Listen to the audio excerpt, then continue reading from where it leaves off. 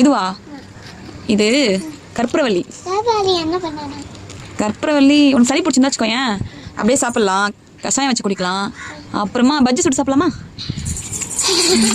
சரி ஓகே, இங்கே எடுத்துட்டு வா, அம்மா பறிச்சு தரேன் சரியா? பிடிக்குமா பஜ்ஜி உனக்கு?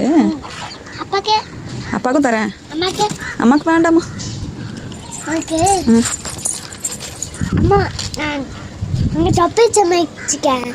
எனக்கு தொப்பு ஜம்மா வச்சிருக்கியா? மாடியில் பறிச்சோம்ல அதுதான். அப்படியே சாப்பிடுவியா நீ? பஜ்ஜி சாப்பிட்றீ? அது வேணாவா? ஓகேவா? நல்லா இருக்கா? சரி சாப்பிடுவியா? மொத்தமாக காலி பண்ணிட்டு சாப்பிடுவியா? சரிடி தங்கம். எனக்கு தர மாட்டியா? நன்றி.